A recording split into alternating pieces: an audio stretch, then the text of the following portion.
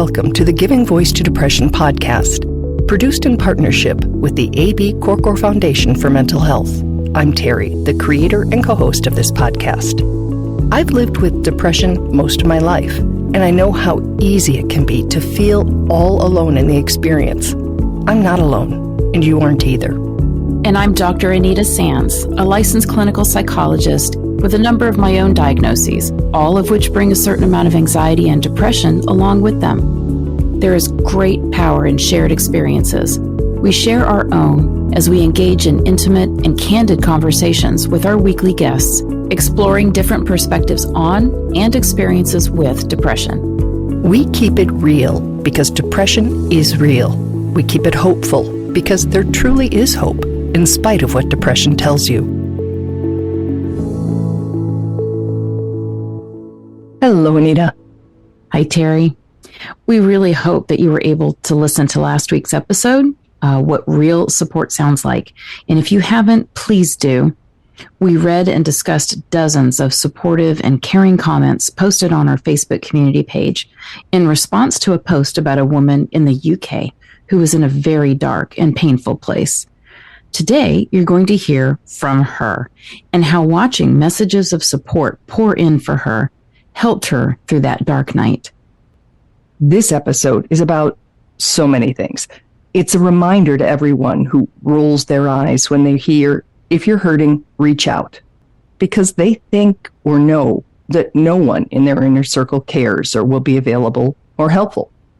Because that night, Rosaline learned and showed us that true support, caring, and understanding can come from total strangers if they understand. And it's also a reminder to each of us that we don't have to know or do the perfect thing when someone's hurting. Validating, not fixing someone's pain is what helps. And that support can be communicated in surprisingly simple ways. It's also a good illustration of why, instead of regularly listing the signs of depression, we encourage people to look for and explore changes in someone's behavior. Because this amazing story actually started with a complaint, and it could very easily have ended there too. So here now is Rosaline giving her voice to depression.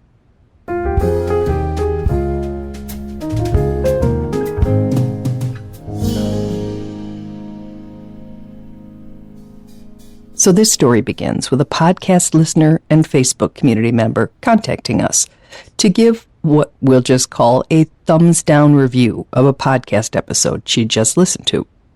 It featured an adult child who shared that being raised by a mother with a mental illness had led for a very unpredictable life that had been traumatic enough that the impact still affects her today.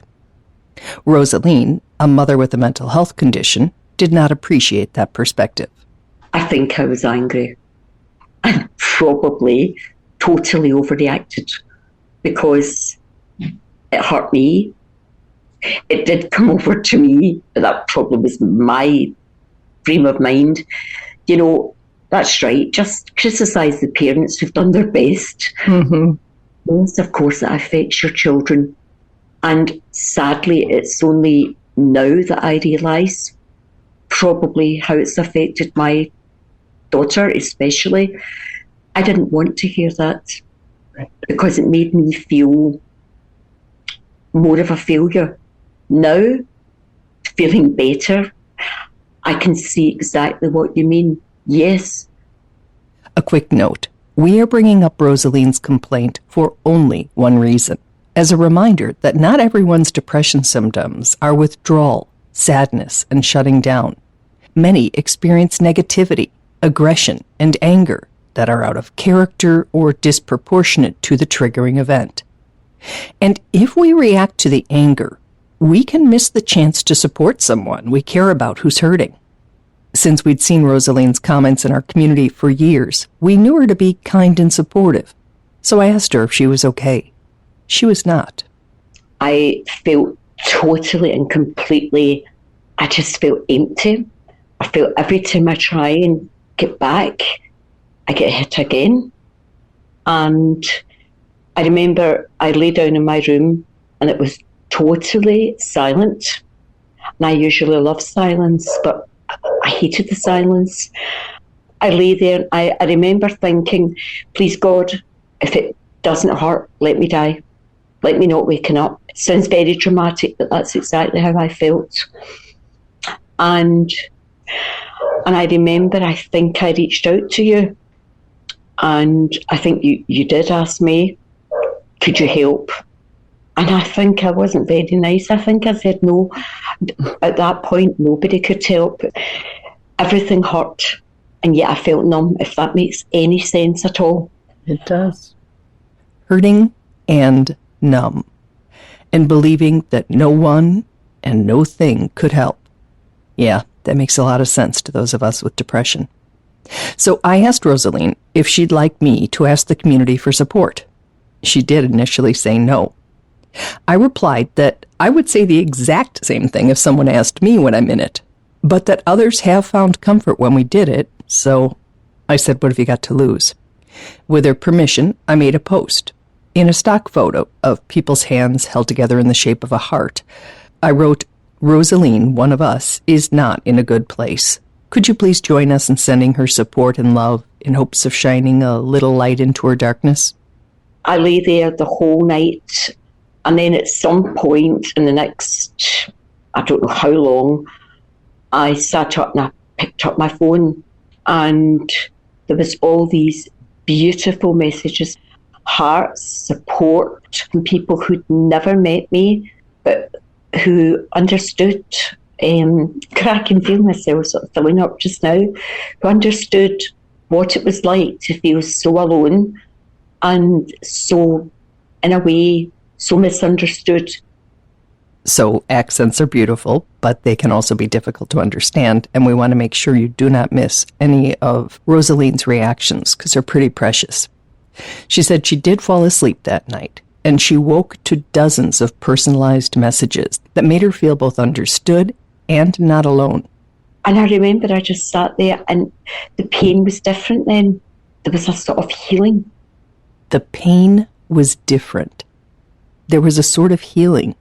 I don't honestly know how I can describe the amount of love I felt surrounded by. My name was in the centre of a heart. I stopped feeling like an individual in pain and felt that I belonged to a group of wonderful people who would understand what I was trying to say and how I felt. She stopped feeling like an individual in pain and felt instead like she belonged to a group of wonderful people who understood her. And among their pain and their problems, they had taken the time to care. And that meant the world to me. And that's why I really hate talking, but that was why I wanted to do this, because it made such an incredible difference. People believing in you, people saying, do you know what, we know how you feel, but it will get better. Again, if you want to hear the comments that people left for Rosaline, and please feel free to internalize them for yourself, check out last week's episode, number 277, What True Support Sounds Like. Of all the comments, Rosaline says that night the hugs that were sent had the biggest impact. People just saying, I'm sending hugs. That was probably one of the most beautiful comments. The number of people that sent hugs to someone they didn't know, but maybe to someone they understood. And that I will never forget. It just, I think it helped haul me out of this, I always describe it as this dark hole. And that night, that's what I felt. I was reaching the end of the bottom of this pit. I was never going to get out until, with all the people that took time, I'll never maybe meet many of them, but I want to thank every single person who, despite their own problems, I'm sorry, I'm quite emotional in this because it was so beautiful. I don't think in my life ever has anything made such an impact on me. Did you get that? She doesn't think anything in her life has made such an impact on her. And many of the comments were a few words, a heart emoji, or a virtual hug gif, all of which literally took seconds to send. I'm curious, you've mentioned the hugs twice, so that might be the answer. But were there any messages, and I'm asking this question because I'm wondering what is helpful to say. Were there any things that you remember reading that really resonated, that were like, oh, that helps, that makes me feel better, that makes me feel understood, accepted, loved, whatever it might have been? Most of the messages were, I understand and I'm sending hugs. Mm-hmm. Or I've been there and I know what it's like and I'm thinking about you. That probably was the best message. It was that you're not alone, because that Monday night I felt totally alone. You know, maybe people do say it will get better, and they know from experience, and that's the difference when people suffer from this illness. They can say that to me because I know they understand. Mm-hmm. You know, there weren't many long posts, and that meant it made it even better. It was just short, beautiful words of comfort. I think that most people, when they think of trying to help or support somebody who is hurting, maybe overcomplicate it. They think, I don't know what to say. I wouldn't say the right thing. I don't have the right words. And I think there's something really important here, that you're saying it was the short things. It was someone just saying, hey, I understand, and not telling you that what you're feeling is not real. That alone can be a healing and powerful message. That's what you're saying, correct? Yes, I think because if it'd been long messages, I think I'd cried so much that I probably would have skimmed through them. Not because I didn't care, but I wasn't able. These were all mostly short messages, just saying things like, thinking of you, I understand, I am sending healing hugs. I think probably that was the most wonderful thing. There was one that said, close your eyes after you read this and imagine the best hug you've ever had, and that's from me. And when I read that, I was like, oh, I loved it. It was beautiful. And I did, actually, once I felt a bit better, I did lie back and close my eyes, and I did imagine myself surrounded by that hug and all the other beautiful, beautiful and if I was to say anything about the messages, the beauty in them was the simplicity. So it's not just that eloquent, insightful comments aren't necessary. Rosaline says in her condition that night, she wouldn't have even been able to take them in had she been able to read them through her tears. I hope all of the people that do hear this, I hope every one person knows how much those messages meant to me. Those red, green, whatever colour of hearts. Those heart emojis that are pretty easy to send shifted her thinking. She says she was lying in bed telling herself she was worthless. And then I then realised, do you know what? All these intelligent people and beautiful people aren't wrong. I must matter. So I started to change my way of thinking. Instead of lying there thinking, I don't want to waken up, I started to think, do you know what? I don't think I'm as useless as I thought. I must matter, because these people have taken the time to reach out to me, because they did help heal me that night. they, members of an online community, but virtual strangers on the internet, helped her heal that night. And this conversation with Rosaline was a while after that night. And that healing, that belief in her worth as a human, lasted. Rosaline knows her depression will likely overcome her again. But this time, she says she'll know she's not alone. What a gift to be able to give another person who's hurting. What a gift to be given ourselves. Because a few people who commented that night said that the support poured into Rosaline was filling them as well. One other aspect of it that I found fascinating reading through them all was one person wrote, I hope you know that I'm reading these messages to you, but they're actually helping me right now at this very moment. So it is because of you that I'm able to slow down my breathing, ease my mind, and feel less anxious. Thank you for helping me. And I thought, oh, it was true, because reading through all those messages was also helping me. I was like, oh, this is nice to hear. This is nice to feel. And they weren't even directed. They were directed to you. I think it was one of the most unselfish things. And I think sometimes, and I found this with this group, sometimes when you read some of the posts and you realise, you know what, this person's in a worse position than me just now, a worse place. Right. By trying to reach out to them, it heals you. It does. It helps heal, because also you don't feel alone. And that's one of the most valuable lessons we've learned from doing this podcast. Telling our stories, sharing, hey, I'm really struggling right now and could use some support, not only benefits us and our mental health, but it lets other people who are hurting know that it's okay to say that out loud to someone we trust. I know that Monday night, but I didn't want to live. I really didn't want to live. And now I can relive that night, but it doesn't hurt now because of the people that pulled me out. They reached out their hearts and their arms and their words. And they said, you know what? You're not alone. Yes, it's silent, it's dark, it's scary, but we are all here. And these are people that didn't even know me. I think that says a lot about the beauty of our world. Because that night I was looking at the ugliness. The world has got lots of problems, but it's a beautiful place. And it's a place that, because of those many people, I want to live in.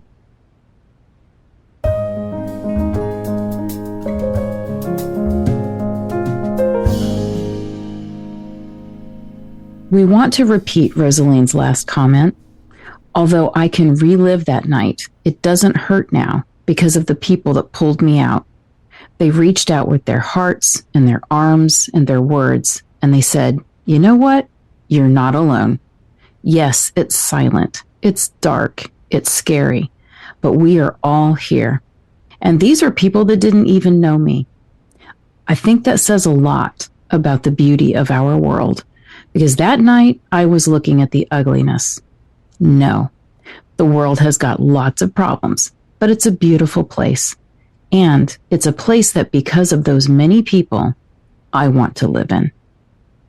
So, Anita, this whole thing happened several months ago, and our turnaround isn't usually that long. And I've been, not berating myself, but wondering why it was taking me so long to turn this episode around.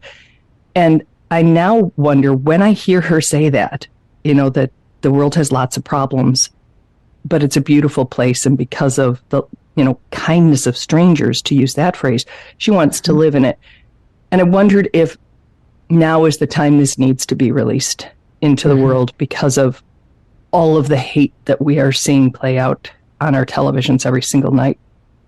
And maybe we just need to be reminded that collective power can come together in really positive and loving ways too. I completely agree. And, you know, I know that what we're hearing and we're seeing so much is the negative. It is the hate. It is the bad stuff. But that's not the majority of what's actually going on in the world. And that's not the majority of people. So I think this is a great reminder, you know, that the average person is caring, is capable of this incredible kindness, even to strangers. And let's talk about what kindness means here, because, you know, a heart emoji, a hug, GIF, those are things that I think most of us would not expect to have a deep and lasting impact on someone. And they did. They are. Right. And maybe one person, one heart emoji wouldn't, but this was a lot. And this was, even though those are very simple gestures, they are literally heartfelt. And I think that's what Rosaline was basically saying. She felt it. She felt it, and it had powerful, powerful impact. So I think it's beautiful. Beautiful. Just a heart emoji. Right. We can always remember we can do the heart emoji. Right. In another comment that she actually wrote, the way she described it was that her depression was telling her she didn't matter, that nobody cared, whether or not she existed.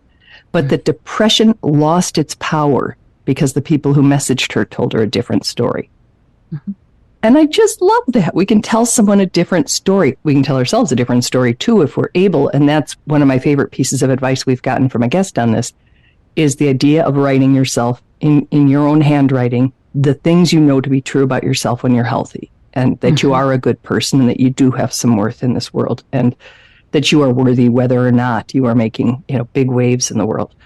And then you can pull that out and read it when you're really, really hurting, and your own mind and your own voice is contradicting what is in fact true. That's right. That's right. But I'm a huge fan of those self affirmations. Reading positive affirmations can be helpful, but the ones that you know to be really true about yourself when you're in both your right mind, your right, emotional space, I think those are very powerful. And I love that that's a recommendation that you're making. It's really good. When you heard Rosaline describing this night, what was going through your mind as a therapist? I work with so many people who can identify with that. We call them dark nights of the soul, and you feel absolutely, completely alone. All of the things that normally would bring you some sense of light or, joy or lift you up, they're completely absent. And, her response initially with that complaint was hopelessness. It came from hopelessness. Like, no, it's not going to help. And you posted something that was really unhelpful to me and made my depression even worse, made me feel worse about myself. And I think that's just a very common place that depression can bring us to, is it's hopeless. Nobody cares. Nobody's ever going to care. It's never going to get better. All the typical lies. And it is amazing to me that she heard you, partly because of your persistence, that, okay, go ahead, still not believing it would be helpful. Oh, no, she said if I'd asked her if she wanted to drink arsenic, she might have said yes to stop the exchange, which made me feel kind of bad. But I wasn't trying to be pushy. I just was saying, hey, it's helped other people. It can't hurt. Should we try? Right. Well, and that's to me that loving, gentle, kind persistence, where maybe we are making ourselves a little bit of a pest, but again, looking back on it, that person will likely be thankful that you were. Maybe in the moment, it's a little irritating, but, sometimes a little bit of that persistence is really good. But I just think it's amazing that she said, go ahead, still not believing it was going to do any good at all, which is, of course, where the depression was. And then just little by little. And because people did it in those, like she said, the short messages, the emojis, nothing long that she had to try to consider or end up debating with herself about whether it could be true or not. Just, I love that simple, kind, short words. I've been there. You can do this. You're not alone. The heart emojis had such a powerful impact. And honestly, it's something for us to remember, that no matter how bad you can be feeling, how dark the place is, if you can just kind of weather it and wait for the little bits of light to start coming in, it's going to get better. And you don't even have to believe that it's going to. I think that's important. I can't have a person who's in a place of depression believe that it's going to get better. You can hope, maybe a little bit. You can say, well, you'll have to think that or believe that for me. And that's okay too. But this is really just incredible evidence that bringing something positive, light, kind, hopeful, loving, caring, worthiness, affirmations, all of these things that basically just kind of beat depression away, it actually works. It actually works. And the source matters so much, because it was because every one of those people was coming from a place of knowing and their own personal experience. Because if someone, I'll say on the outside, for lack of another term, if they say, you'll be fine, that it's not that different from what those posts were. But because those came from like, hey, I have been in that pit and I'm letting you know that there are ways out, even though I know you can't hardly believe that right now. That is just so different. Even if it's the same words, the fact that it is coming with intention and, that, what's the phrase, experts by experience. Yeah. Right? It's coming from a place of knowing.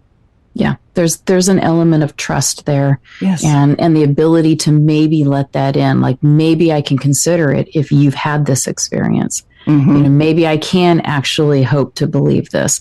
So yes, very, very powerful words, but coming from people with that personal experience, that lived experience, makes it even more powerful. Absolutely. Oh, thank you so much, Rosaline. Thank you for reaching out in your own way, for saying yes when we asked if we could help. And thank you to everybody who posted. And I hope that the people in our Facebook community are listening and they know that they made a difference on that really, really dark night. And also, if you're not, and if you are on Facebook, I know all the different feelings people can have about Facebook, but if you're there, look for Giving Voice to Depression and join us. There's, 12,000 plus people. And when we need to come together, obviously we do.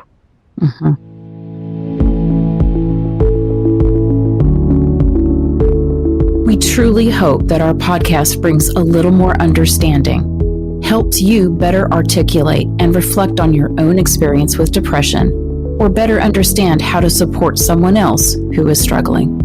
If this episode has been of comfort or value to you, know that there are hundreds of others like it in our archive, which you can easily find at our website, givingvoicetodepression.com. And remember, if you're struggling, speak up, even if it's hard. If someone else is struggling, take the time to listen.